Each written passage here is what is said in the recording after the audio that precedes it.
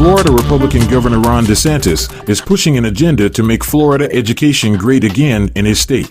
According to DeSantis, he believes that Black history, African American studies, along with critical race theory, is un-American. Better yet, the governor believes that teaching this kind of education to public school children who are non-Black students is woke and anti-American. Well, the president of the Alpha Phi Alpha Fraternity has had enough and decided to put his foot down by pulling his 2025 Alpha Phi Alpha Convention out of Florida and is encouraging other Black businesses, groups, and other conventions to do the same. Here's more to this story from Dallas, Texas, reported by Roland Martin from the Unfiltered. Alpha pulling out of Florida in 2025. That's correct. We cannot stand for Governor DeSantis's antics of attacking not only Black people but marginalized communities, these public policies that he's implementing, as well as a stance against voting rights, about appropriate respect for our culture. But the ultimate straw was this absurd perspective that slavery somehow benefited those who were a part of that chattel system. We can't stand for that. We're not going to stand for that.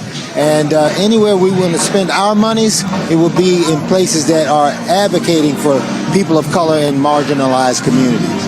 Now, the Capitals had their convention recently in Tampa. They had a public statement against this as well. But people don't understand, this is not the first time that Alpha has pulled a convention from a location. That's correct. We did it when Arizona would not acknowledge Martin Luther King's birthday. They became the last state to do so. That's correct. And we took financial hit to do it as an organization because of the principle. Not only is Brother King our brother, but he belongs to the world.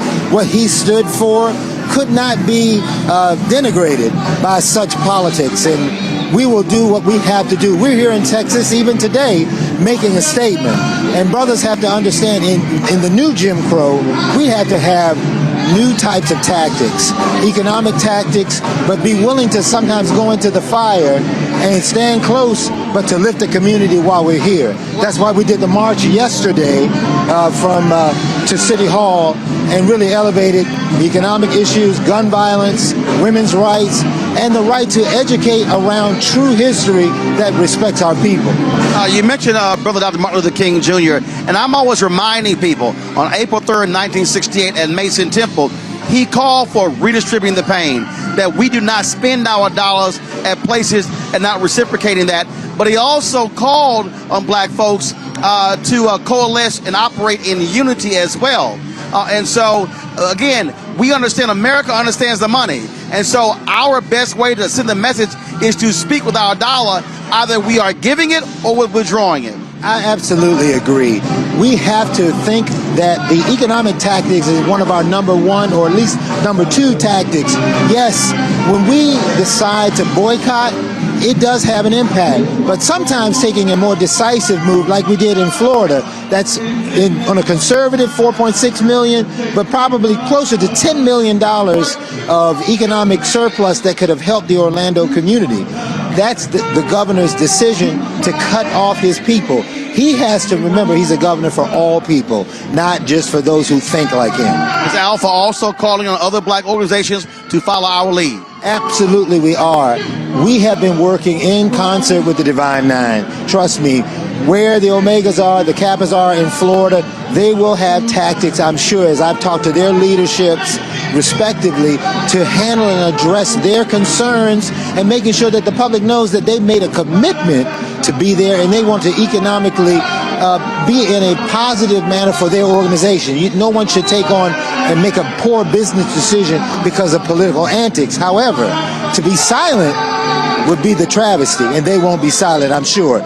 Also in September, and our current chairman of the Council of Presidents, Sister Rashida Liberty, the International Grand Basilisk of Sigma Gamma Rho, has been helping all of us to culminate that. But I also, in the September at the CBC, will become the chairman of the Council of Presidents, and I can assure you, we will continue to push this message as well as our voter education and empowerment, so that in 2024 we will be effectively doing an inter-organizational alignment. For example, the United Supreme Council of the Scottish Rite Masons, the northern jurisdiction. Sovereign Grand Commander Blaze Moore has already committed to align with the Council of Presidents as we build an inter-organizational coalition.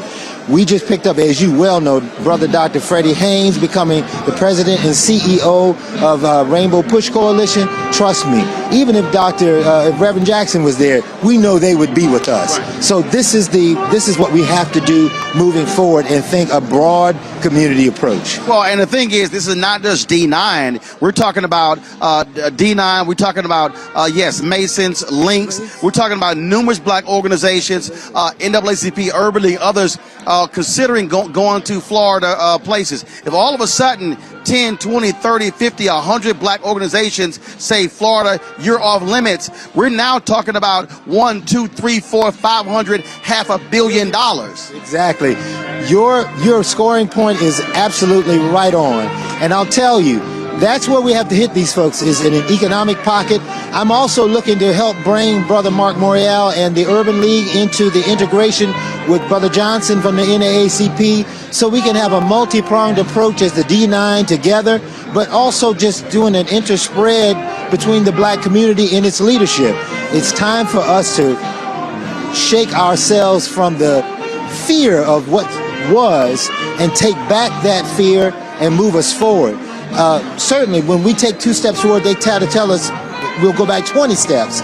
But at the end of the day, we need to be in a fighting mode.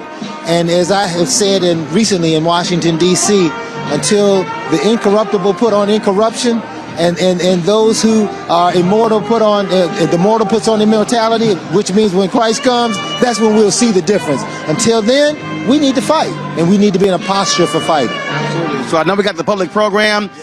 You got to be there. I got to MC it. So both of us got to get in there. We appreciate it.